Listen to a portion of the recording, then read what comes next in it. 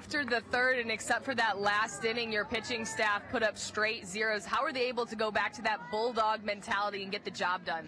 Coach, you just played your third game in 3 days. You went up against the #1 seed in the tournament. How did your pitching staff quell that potent GCU offense? Just guts, Martin Vasquez with the go-ahead home run, an absolute no-deader. You talked about how important that pickup was in the offseason. How do you describe that bomb he had today? So much for joining us, Michael Potter and Kendra Sheehan with you. And Kendra, one more single elimination game. That's been the story so far. These first 2 games, win or go home. Lay it all out on the table for Tarleton State. They're making their first ever appearance in the postseason. They've already written history by being here, so why not play loose, have some fun, and see if you can make it to that double elimination part of the tournament. You're right, Tarleton State, first time they've been eligible to come. Sacramento State didn't make the tournament last year, but they have a great history in this tournament. Reggie Christensen is going to rely on number 2, Gunnar Goldsmith, his senior. He's been fantastic, second team all-WAC. Shortstop Gunnar Goldsmith leads the team in batting average. The offense goes as he goes. Look for him to find the gaps in this major league ballpark and hit some doubles. He's driven in 10 runs in the last 7 games. And on the other side for Tarleton State, they got another second teamer themselves, Cole Myers, the senior second baseman. He's having quite the year as well. Certainly is. Second baseman Cole Myers has been a consistent at-bat day in and day out. The Texans will look to rely on that to be the spark plug to ignite this offense. He can hit for power, play that small ball, whatever it takes, he's going to get on base. Well, you heard it here first, and before we send it back up to the booth, Oscar is quite the dancer, and he's got the gritty mixed with his own personal dab. Are you ready? Take it away, Oscar. There we go, and it's the dab. Wow. How cute. Back up to you guys. You have for us, Kendra? Yeah, hey, Adam, I call this my oven mitt. It's really a sliding mitt. It can be called an oven mitt, too, but you'll see the base runners wear it, and it's to prevent the guys from jamming their fingers when they touch those base pads, and so it'll just kind of slide over. That's why it's the sliding mitt. Guy we'll take a look at here, C.J. Valdez, 2-run shot in the first. That got him rolling. Absolutely. Third baseman C.J. Valdez was electric in yesterday's win over UT Arlington. Blasted that 2-run bomb and finished the day off with 2 RBI triple. Leave that pitch over the plate for the senior, and you might as well say, see you later. Yeah, and for Utah Valley, I mean, he's a second baseman, a middle infielder. Daniel Dickinson, first team all-WAC. He got votes, I'm assuming, for player of the year. He's that electric, and he's only 2 away from the single-season home run record at Utah Valley. The second baseman Daniel Dickinson is dynamic at the plate, leads the WAC in hits with 84, and once he's on base, danger isn't over. He's sneaky, leads the league in stolen bases, 9 more than the next in line. UVU coach Eddie Smith says he's got that killer instinct. Look for that speed and power on display today. It's a family affair at Hohokam Stadium. Ian Campa on the mound for Abilene Christian, and I have his parents, Gus and Cindy, with me. And so you guys are rocking some awesome outfits here. Why don't you tell us a little bit about the purple and orange look? Okay. You made some adjustments in your batting order. You moved Mitchell Simon down to the 3-hole, and he brings in 5 runs. What did you see from your senior at the plate? Absolutely. What stands out to me about this lineup is Kalen Diger over at first base. He's a pitcher. He's their number 2 guy, so you won't see him today. But it was just recent that he started playing over at first base, and head coach Clay Van Hook had mentioned with so many injuries to those infield positions, they've had to move guys around like crazy. He said, hey, Diger might even hit, and sure enough, here he is in the lineup. Kendra, our keys. For Sacramento State, it's get on the board quick. They're in that play-in game, so they need to save arms, just like we talked about in the game before. See how long your pitchers can go and get your offense rolling. Also, stop the run. That plays right into Tarleton State's run, run, run. They lead the league in stolen bases by almost 20. And also for the Texans, play loose. You're here. You've already written history by being the first team to ever compete in the postseason. Just have fun and see what you can do. And for Adrian Torres, that was his 8th double of the season. Getting a big jump. He might take third. He goes. Throw down, not nearly in time. Boy, Torres stole that one on the pitcher, but the pitch was in there for a called strike 3. Sure enough, just as I had talked about, they don't have a lot of speed. They're not going to steal a lot of bases. There you go, Torres. But he really went off. I mean, he was far from the bag and just went for it. UT Arlington just not able to get that throw low enough, and so you have Bethel having to jump up there and allowing Torres to slide into the bag. Yeah, it's a quick turnaround for Sacramento State after playing in Game 1 this morning, now playing in Game 3. So I talked to head coach Reggie Christensen, who said, well, there wasn't enough time for me to take a nap between games, and so to keep himself distracted from this upcoming game, he decided to take a look at the kids' grades. They were posted today. I'm told that nobody is in trouble academically.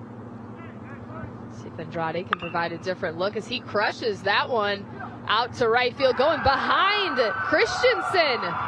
That's going to bring a runner across.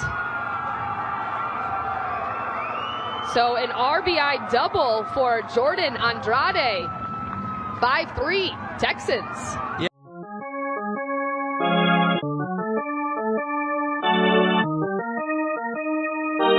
The best pitcher in the major leagues last season is a product of WAC baseball. Tarek Skubal, the former Seattle U Red Hawk, was honored as the 2024 Cy Young Award winner. What I was able to accomplish individually was fun, but I'm more proud of what our team was able to accomplish. You know, when you're counted out, you know, special things can happen when you just put your head down and get to work. Hard to imagine last year's Triple Crown winner, leading the American League in wins, earned run average, and strikeouts, had just one Division I offer coming out of high school in Kingman, Arizona. That one school was Seattle University. Well, as you know, the blessing of the WAC tournament in Mesa gave us opportunities year after year to meet with Arizona recruits that we would see the previous fall. And, you know, Tarek was 85 to 87 with kind of a body that wasn't quite mature yet. So we met them at the WAC tournament in Mesa in the lobby at the hotel. And just after sitting and talking with him, I mean, he sold himself. I'm from a small town, so that's just kind of what happens. You know, you kind of can slip through the cracks a little bit, but that's just a chip on the shoulders. It just brings out the best competitor in you, and I still kind of hold that to me. You know, I was a 9th round draft pick. I wasn't a first rounder or second rounder. At Seattle U, Skubal certainly had his ups and downs.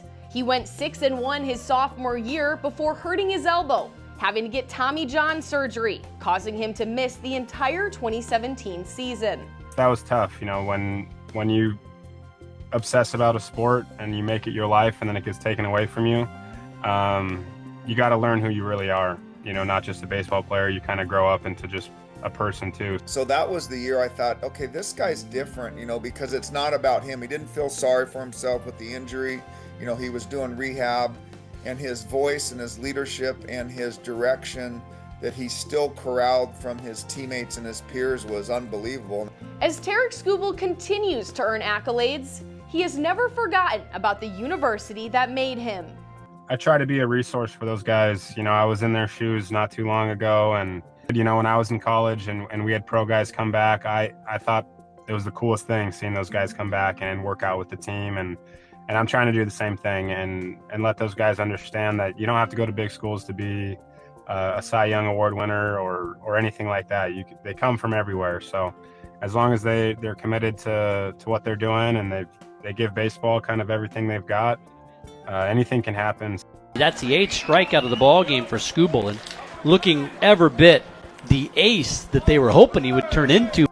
We have another kid named Luke Allwood who's coming back from a delt strain. He was struggling a little bit with the pressures of the scouts, and so we got him on the phone with Tarek, you know, and Tarek took time with him just to talk about that piece of baseball and you know, and controlling your controllables and stuff like that. He did the same thing with Nestor Herman last year, who ended up in the 11th round out of our place. So, and he's done it with guys that are coming back from injury.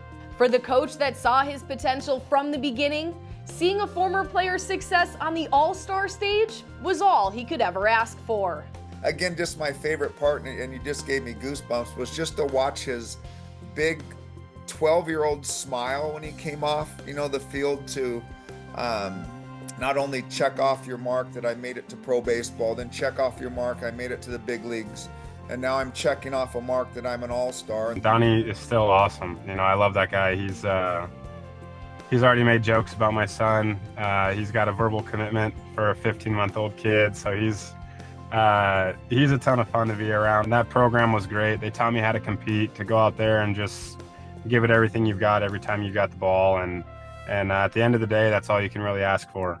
And while now Skubal plays in front of sold-out major league ballparks, It's the lessons he learned in Seattle that carry him.